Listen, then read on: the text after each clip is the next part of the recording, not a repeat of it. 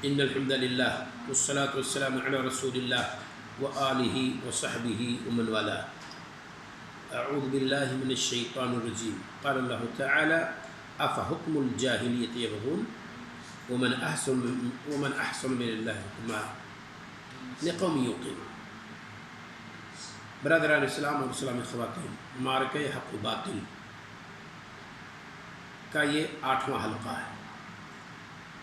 روشن خیال لوگوں کا ایک قول، ان کی ایک بات ہم یہاں پیش کرتے ہیں. وہ کیا ہے ذرا دیکھیے. کہتے ہیں حکم الدین لا یناسب متطلبات العصر. دین کے احکام دور حاضر کے تقاضوں سے میل نہیں کھاتے. دینی احکام جو ہیں یہ دور حاضر کے تقاضوں سے میل نہیں کھاتے. مثال کے طور پر اسلام نے کہا ہے کہ خاتون بغیر محرم کے سفر نہ کرے. یہ اسلام ہے، اس کا یہ حکم ہے.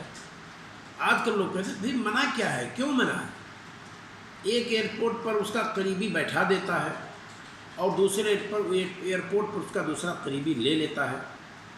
جہاز میں سیکورٹی ہوتی ہے، ایئرپورٹ پر سیکورٹی ہوتی ہے، ہر طرف سے انتظام انصرام ہے، جگہ جگہ کیمرے لگے ہوئے ہیں. کیا پریشانی ہے؟ آپ اپنی بیوی کو بھیج دیجئے، بیٹی کو بھیج دیجئے. کوئی خاتون بغیر محرم کے سفر کر سکتی، کیا مسئلہ ہے؟ اب اگر اسلام یہ کہتا ہے کہ عورت بغیر محرم کے سفر نہ کرے تو گویا کہ اسلام اس دور حاضر کے تقاضوں کو پورا نہیں کر رہا ہے. ایک مثال ہے. اسی طریقے سے خواتین باہر نکل کر کام کریں، خواتین مردوں کے شانہ بشانہ کام کریں. اسلام کہتا ہے نہیں، گھر کے اندر کی رانی خاتون ہے اور گھر کے باہر کا راجا مرد ہے. کمانا کھلانا مرد پر ہے، عورت پر کمانا کھلانا نہیں ہے، الا کہ خاتون کے ساتھ کوئی مجبوری ہو، اسے کوئی کھلانے پلانے والا نہ ہو، جیسا کہ اس کی تفصیل علماء کرتے ہیں. یوں ہی خاتون اور مرد نکل کر کے باہر کام کریں، یوں ہی خاتون جا کر کے دوسروں سے ہاتھ ملائے، پروگرام میں معانقہ کریں، مصافحہ کریں. اب اگر منع کر دیا اسلام نے کہ نہیں، اجنبی کے ہاتھ کو ٹچ نہیں کرے گی، گلے نہیں ملے گی، رخسار نہیں ملائے گی، ہونٹ نہیں چومے گی.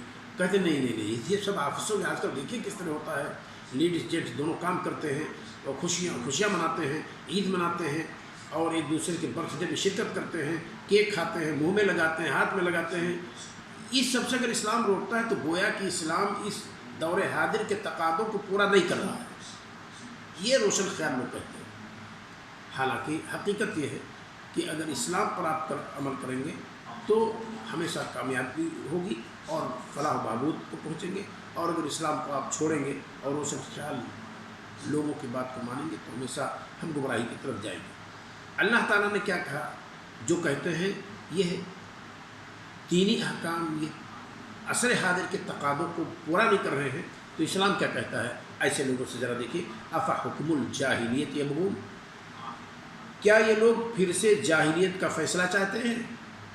وہی دورہ چاہتے ہیں جہاں ایک طاقتور کمزور کو کھا جائے، جہاں خواتین لڑائی جھگڑے میں خواتین کے پیٹ سے بچوں کو نکال کر نیزے پر اچھال دیا جائے، جہاں بچوں کا مرڈر ہو، بچوں کو پیدا ہونے سے روک دیا جائے، جہاں باپ کے انتقال کر جانے کے بعد بچوں کا چچا سب کچھ ہڑپ لے، چاہے تو اس کے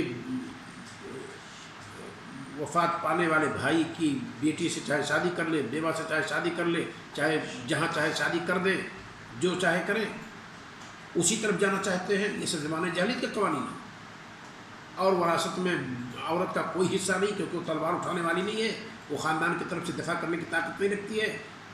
حصہ تو وہ پائے گا جو خاندان کی طرف سے سپورٹ ہو اور دفاع کا کام کرے. تو اسلام نے کہا افحکم الجاہلیت یبغون. یہ پھر دوبارہ کیا جاہلیت کے قانون پسند کرتے ہیں، چاہتے ہیں. ومن احسن من اللہ حکما. یقین رکھنے والوں لوگوں کے لیے اللہ تعالیٰ سے بہتر فیصلے اور حکم کرنے والا کون ہو سکتا ہے؟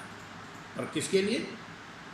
لقوم یوقنون. یقین رکھنے والے مومنوں کی نظر میں یہ چیز ہے کہ اللہ تعالیٰ سے بہتر فیصلہ کسی کا نہیں ہو سکتا ہے.